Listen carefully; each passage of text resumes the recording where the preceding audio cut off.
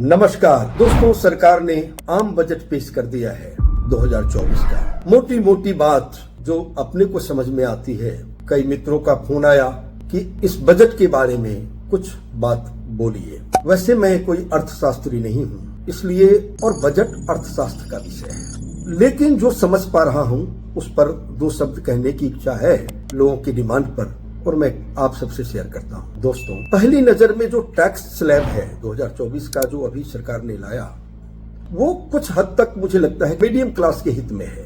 तो इस पर मैं सरकार को खास करके धन्यवाद देना चाहूंगा, बड़े स्वागत के योग्य है। सरकार ने पूरे बजट में जो एक कोशिश दिख रही है कि आम लोगों की चिंता सरकार ने उतनी नहीं की है जितनी अपनी सरकार बचाने की है। क्योंकि सरकार के नजर में उसके सारे राज्य बराबर है, लेकिन जिनकी वजह से सरकार चल रही है, सरकार का फोकस वहां कहीं न कहीं दिखता है। और मैं इसे बहुत बुरा नहीं मानता, क्योंकि कोई भी सरकार हो उसको ऐसा लगेगा। हाँ, एक बात मुझे बहुत अच्छी लगी, वो ये थी कि राहुल गांधी जो कहा करते थे आम लोगों को, छात्रों को जो सुविधा देंगे, इंटर्नशिप देंगे, 1 साल का कोर्स करवाएंगे और उनको 1 लाख की राशि देंगे, सरकार ने उस दिशा में काम किया। इसके लिए मैं अब सरकार को बधाई दूं या राहुल गांधी को, मैं दोनों को बधाई देता हूं। मेरी तरफ से दोनों बधाई के पात्र हैं, तो ये अच्छी बात है। लेकिन अगर ईमानदारी से बात करूं तो शिक्षा पर सरकार का कोई खास फोकस नहीं दिखा मुझे। और जिस देश की शिक्षा व्यवस्था इतनी महंगी हो, चूंकि शिक्षा व्यवस्था कितनी महंगी होगी वो आम नागरिक के बजट के हिसाब से तय होना चाहिए, लेकिन ऐसा नहीं है। तो शिक्षा पर सरकार का बहुत अच्छा बजट मुझे नहीं दिखता। महंगाई पर कुछ खास नहीं दिखा। मैंने जो अर्थशास्त्र पढ़े और समझे, या आप सबने समझा होगा कि जब आमदनी बढ़ती है तो डिमांड बढ़ता है, और जब डिमांड बढ़ता है तो मूल्य बढ़ता है। ये विचित्र स्थिति अपने को देखने को मिल रही है कि आमदनी तो घट रही है, डिमांड घट रहा है। अब आप कहेंगे कि डिमांड घटा नहीं, तो जनसंख्या इतनी है इसलिए डिमांड न घटा हो, लेकिन आय के हिसाब से देखा जाए तो डिमांड घटा है। तो आय कमी, डिमांड कमी, लेकिन महंगाई बिल्कुल नहीं कमी। ये क्या कारण है? सरकार ने इस दिशा में सोचने का प्रयास नहीं किया। सरकार ने पहले जो 10 साल सरकार चली उसमें कारपोरेट कल्चर को बढ़ावा दिया। हो सकता है सरकार की ये कोशिश हो कि कुछ कारपोरेट जगत को आगे लाया जाए, और वो कारपोरेट जगत देश के आम लोगों को रोजगार दे, उनको सुविधाएं दे, और वो आम लोगों को आगे बढ़ाए, सब देश में इस प्रकार विकास हो।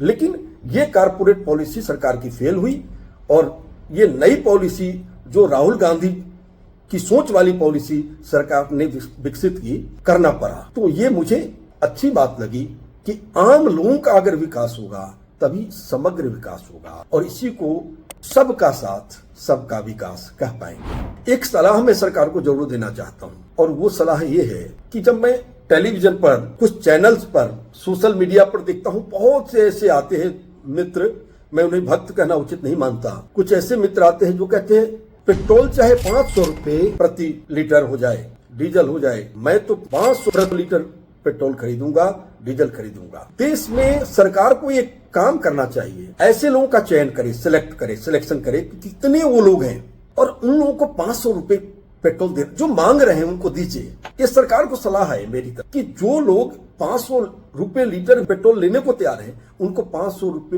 लीटर दीजिए। लेकिन हम जैसे लोगों को, जिनकी इनकम घट गई हो, उनको 50 रुपए लीटर पेट्रोल दे दीजिए और 40 रुपए लीटर डीजल दे दीजिए। ये सलाह है। इस बजट में कुछ ऐसा होता नहीं हुआ तो आगे करे ये सरकार।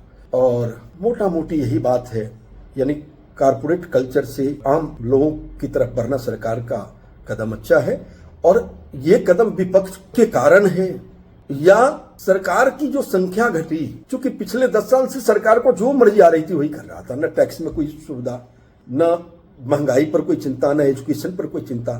तो पहली बार ऐसा दिख रहा है। तो मुझे लगता है आम जनता को भी बधाई देता हूं कि आपने पूर्ण बहुमत को घटाया, तो सरकार को यह समझ में आई कि आप महत्वपूर्ण है, सरकार महत्वपूर्ण नहीं है।